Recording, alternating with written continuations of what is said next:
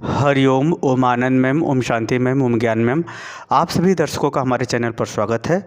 आज हम लोग बीएड थर्ड सेमेस्टर के अंतर्गत समावेशी अधिगम के अनुकूल कक्षा का निर्माण के अंतर्गत हम लोग दृष्टिबाधित बालकों के विषय में अध्ययन करेंगे। दृष्टिबाधित बालक का मतलब ये होता है कि जो बालक पूर्ण रूप से अंधा हो, बिल्कुल न दिखाई देता हो, और आंशिक रूप से दृष्टिबाधित बालक मतलब जिसको हल्का फुल्का दिखाई देता हो, यानी स्पष्ट दिखाई न देता हो लेकिन दिखाई देता हो। यानी दो प्रकार के जो बालक हैं, ऐसे बालकों को सामान्य विद्यार्थियों के संग अगर समावेशी शिक्षा के अंतर्गत उसको शिक्षा प्रदान की जा रही है तो कैसी व्यवस्था कक्षा की होनी चाहिए, या अध्यापक को किन किन बिंदुओं को ध्यान में रखते हुए दृष्टिबाधित बालकों को सामान्य बालकों के संग शिक्षा या शिक्षण का कार्य करना चाहिए। यही मुख्य टॉपिक है, इसके विषय में हम लोग देखेंगे। सबसे बड़ी बात यह है कि इस बात का ध्यान रखिएगा कि आंशिक रूप से जो दृष्टिबाधित बालक होते हैं उनको दिखाई वस्तु देती है लेकिन स्पष्ट रूप से नहीं दिखाई देती, और जो पूर्ण रूप से दृष्टिबाधित बालक हैं उनको कोई चीज़ बिल्कुल दिखाई नहीं देती है। तो इन दोनों बालकों को ध्यान में रख कर के ये जो है अध्ययन हम लोग आज करेंगे। तो पहली बात ये है कि समावेशी अधिगम का तात्पर्य ही यही होता है कि सभी बालकों को, सभी प्रकार के बालकों को एक साथ शिक्षण कार्य कराते हुए समान पाठ्यक्रम को सिखाने का प्रयास किया जाता है। तो इसमें दृष्टिबाधित बालक है, निश्चित रूप से इसको सामान्य कक्षा में पढ़ाया जाएगा तो दिक्कत तो होगी ही, परंतु समाज की मुख्य धारा से जोड़ने के लिए आवश्यक है कि समान पाठ्यक्रम सभी लोगों को पढ़ाए जाएँ। तो समावेशी शिक्षा के अंतर्गत अध्यापक अन्य लोगों से सहयोग लेकर के भी विभिन्न प्रकार के बालकों को समान पाठ्यक्रम सिखाने का प्रयास करता है। इसके अंतर्गत अध्यापक दृष्टिबाधित बालकों को निम्न दृष्टिकोणों को ध्यान में रखते हुए अगर कक्षा कक्ष में उसकी व्यवस्था करता है या उस दृष्टिकोण का वह अपनाता है तो वह बालक जो है सामान्य पाठ्यक्रम को सीखते हुए सामान्य बालकों के संग पढ़ते हुए समाज की मुख्य धारा से जुड़ जाता है। तो वह कक्षा कैसी होगी उसको हम लोग पहले देखते हैं कि अध्यापक को ये ध्यान रखना चाहिए व्याख्यान विधि और प्रश्नोत्तर विधि।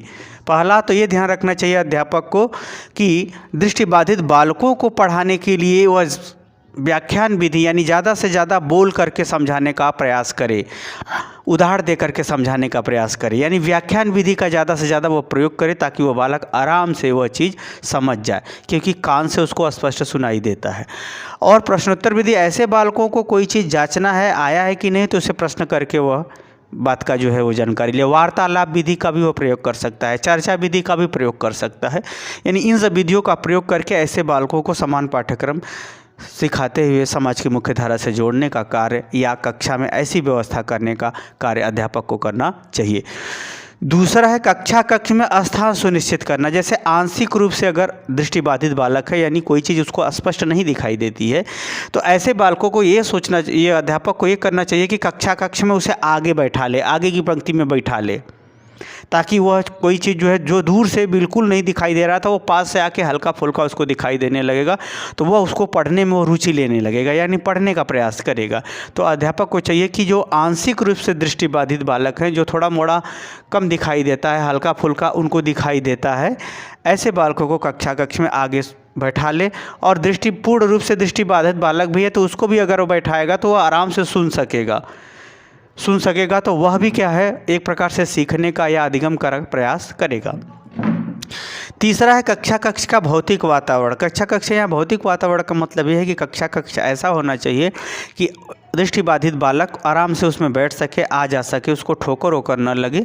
दूसरी बात, वहाँ पर्याप्त प्रकाश हो, हल्ला न हो, कोलाहल वोलाहल न हो, और वह अपने आप को जो है कंफर्टेबल महसूस करे, और वहाँ वातावरण अच्छा हो, कोलाहल न हो, प्रदूषण न हो। ऐसे वातावरण में वो कक्षा कक्ष को सुनिश्चित करते हुए उसको पढ़ाने का प्रयास, यानी दृष्टिबाधित बालकों को पढ़ाने का प्रयास करना चाहिए। चौथा है उपचारात्मक शिक्षा का समावेशन। समावेशी शिक्षा के अंतर्गत उपचारात्मक शिक्षा यानी इस बालक के जो दृष्टिबाधित बालक है इसके गति के अनुसार भी उसे सिखाने का प्रयास करना चाहिए। तो उपचारात्मक शिक्षा वह शिक्षा होती है जो बालकों के अधिगम प्रक्रिया के अंतर्गत आने वाली बाधाओं को दूर करते हुए सिखाने का प्रयास किया जाता है, उसे हम कहते हैं उपचारात्मक शिक्षा। यानी बालक सीख रहा है, उसको बीच बीच में रुकावट आ रही है, जैसे सवाल लगा रहा है, आधा फंस जा रहा है, तो उस समय बताने वाला चाहिए। एक प्रकार से उपचारात्मक शिक्षा के अंतर्गत जैसे आप ट्यूशन है, कोचिंग नहीं, ट्यूशन के अंतर्गत अध्यापक आता है, पार्टिकुलर एक व्यक्ति, एक बालक को पढ़ाता है, उसको उसके गति के अनुसार उसको सिखाता बताता है, जहाँ उसको दिक्कत आती है वहाँ बता करके उसको आगे क्या ज्ञान या आगे का पाठ्यक्रम, आगे का विषय वस्तु पढ़ाता रहता है। इस प्रकार से ऐसे बालकों को उपचारात्मक शिक्षा का ही सहारा लेते हुए उनके गति के अनुसार उनको सिखाने का प्रयास करना चाहिए। ये भी व्यवस्था कक्ष में अध्यापक सामान्य कक्ष में ही उसे उपचारात्मक विधियों का प्रयोग करते हुए भी उसे सिखाने का प्रयास करना चाहिए। ऐसा ढंग से उस कक्षा में उसकी व्यवस्था को ध्यान में रख कर के अध्यापन कार्य करना चाहिए। 5वां है सम्मान एवं सहानुभूति। ऐसे बालकों के संग अगर अध्यापक या सभी बालक अगर सम्मान करते हैं, सहानुभूति रखते हैं, उदारता रखते हैं, सहयोग देते हैं, तो ऐसे बालक आराम से जो है शिक्षा ग्रहण कर लेते हैं। वो अपनी योग्यता क्षमता के अनुसार वो ग्रहण कर लेते हैं, प्रशिक्षण लेते हैं। धीरे धीरे वह शिक्षा के माध्यम से आत्मनिर्भर होकर के अपने जीवन यापन करने में सफल होते हैं। 7वां है शब्द के मूल आकार में वृद्धि। ऐसे बालकों को जो आंशिक रूप से दृष्टिबाधित बालक हैं, ऐसे बालकों को पढ़ाने के लिए या कोई चीज़ समझाने के लिए, बताने के लिए अगर उसको नहीं समझ में आ रहा है तो ऐसे समय बड़े बड़े शब्दों का प्रयोग करना, यानी शब्द का आकार बड़ा करके बताना चाहिए। या ऐसा प्रोजेक्टर हो या फिर ब्लैक बोर्ड पर ही आप पढ़ा रहे हो तो उसमें शब्द को बड़ा करके, जैसे जूम करके उसको बताएं, समझाएं, ताकि वह आराम से उसको देख सके, समझ सके। जब छोटे छोटे शब्द होते हैं तो नहीं देख पाते, थोड़ा बड़ा हो जाता है तो बालक आराम से देख करके समझ जाता है, पढ़ लेता है। 7वां है गहरे रंग में लेखन, यानी अध्यापक उस रंग का प्रयोग करे जिसमें वह आराम से देख सके। अगर ब्लैक बोर्ड काला है तो वाइट चाक का प्रयोग कर दे, अगर वाइट बोर्ड है तो ब्लैक पेन का, ब्लैक मार्कर का प्रयोग करके उसको समझाए। यानी गहरे रंग का प्रयोग करेगा तो वो आंशिक रूप से जो दृष्टिबाधित बालक है वो आराम से उस चीज़ को समझ जाएगा, लिख सकेगा और पढ़ाई में रुचि ले सकेगा। ऐसे ढंग का वो कक्षा का निर्माण अध्यापक को करना चाहिए। 8वां है समय अवधि में वृद्धि। ऐसे बालकों को परीक्षा का कोई कार्य हो या अधिगम का कार्य हो तो उसमें थोड़ा समय में वृद्धि कर दिया जाता है। यही कारण है कि जो आज टेट, सीटेट, यूपी टेट के अंतर्गत जो दृष्टिबाधित बालक हैं उनके लिए आधा घंटा सरकार अलग से समय देती है और साथ में कोई हेल्पर भी दे सकती है, सहयोगी भी दे सकती है। तो इस तरह से व्यवस्था भी की जाती है और यह व्यवस्था कक्ष के लिए भी करना चाहिए, ताकि जो है जो समय समय पर अध्यापक द्वारा निरीक्षण या मूल्यांकन किया जाता है वह अपनी योग्यता को सही ढंग से साबित कर सके, अपने आप की अभिव्यक्ति कर सके। ऐसे ढंग से इस बात को ध्यान में रखते हुए कक्ष में थोड़ी सी अवधि की वृद्धि कर देनी चाहिए उन बालकों के लिए, ठीक है, जो दृष्टिबाधित बालक हैं। 9वां है उपकरण माध्यम से शिक्षा।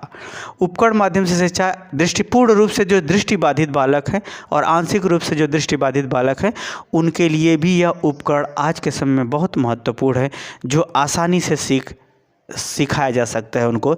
जिसमें सबसे महत्वपूर्ण योगदान किया था लुई ब्रेल ने, जो ब्रेन लिपि का आविष्कार किया था, जिसके माध्यम से जो है बालक को जो है उभरी हुई जो है वर्णमालाएँ होती है उस पर उंगली रख करके उनको पहचानना सिखाया जाता है। फिर पहचानने के बाद उसका लेखन, उसको पढ़ना उस ब्रेल लिपि के माध्यम से उसको बताया जाता है, जिससे वह आसानी से हर चीज़ को जो है पढ़ लेता है। फिर बाद में वह अभ्यस्त जब हो जाता है तो किताबों पर भी, पुस्तकों पर भी अपनी उंगली को धीरे धीरे खिसकाते हुए समझ जाता है क्या लिखा है, बोलने लग जाता है। तो इस प्रकार से जो है ब्रेल लिपि का प्रयोग पठन में भी और लिखने में भी करना चाहिए। चार्ट स्नेलन, यह जो है एक चार्ट की एक बनावट, चार्ट के आधार पर जो है पढ़ाने का एक प्रक्रिया है और उसमें चित्र के माध्यम से उसको भी पढ़ाया जाता है। यह भी बहुत महत्वपूर्ण है। अंक घड़ी जो कैलकुलेटर के काम आता है, टॉकिंग बुक जिसमें बोल करके वो, मतलब एक प्रकार से बोल करके वो किताब, एक प्रकार से ऑडियो होता है, उसमें जो है वो बोल करके वो चीज़ रिकॉर्ड किया रहता है। इसके माध्यम से पूर्ण रूप से दृष्टिबाधित बालकों के लिए उपयोग करके उसको सिखाने या बताने का कार्य किया जाता है। ऑडियो और वीडियो के मतलब का ये होता है जो आंशिक रूप से दृष्टिबाधित बात है वीडियो, और ऑडियो आंशिक रूप से और पूर्ण रूप से दोनों बाधित बालकों के लिए भी किसी विषय की जानकारी देने में, समझाने में, बताने में सबका उपयोग किया जाता है। यानी ऐसी व्यवस्था का भी कक्ष में अध्यापक इन सब व्यवस्थाओं, इन सब उपकरणों के माध्यम से भी शिक्षण का कार्य करे या कक्षा की व्यवस्था करे, ताकि दृष्टिबाधित बालक भी समावेशी शिक्षा के अंतर्गत सामान्य कक्षा में ही अपने अध्ययन और अपने ज्ञान का विकास कर सकें। इसमें कुछ और भी आती है, जैसे विशिष्टता का मतलब होता है, जैसे विशिष्टता का मतलब ये होता है कि जैसी उसकी स्थिति हो उसके अनुसार उस उपकरण का प्रयोग करते हुए उसे सिखाने, बताने, पढ़ाने का कार्य कक्ष में ही करना चाहिए। यानी विशिष्टता को भी ध्यान में रख कर कि कौन किस स्तर की उसकी समस्या है उसको भी ध्यान में रख कर के जो है वो शिक्षण का कार्य अध्यापक को करना चाहिए। इस प्रकार से ऐसी कक्षा का निर्माण कर देने से जो दृष्टिबाधित बालक है, चाहे वो पूर्ण रूप से हो चाहे आंशिक रूप से, वह भी सामान्य पाठ्यक्रम को सीख जाता है, समझ जाता है और धीरे धीरे वो अपने ज्ञान और व्यक्तित्व का विकास करते हुए आत्मनिर्भर हो जाता है। इस प्रकार से यह दृष्टिबाधित बालकों के लिए कक्षा का निर्माण एवं सुझाव मैंने आपको अपनी योग्यता क्षमता के अनुसार बताने का प्रयास किया है। मुझे उम्मीद है कि आप समझ गए होंगे। समझ गए तो कमेंट बॉक्स में ज़रूर बताइए।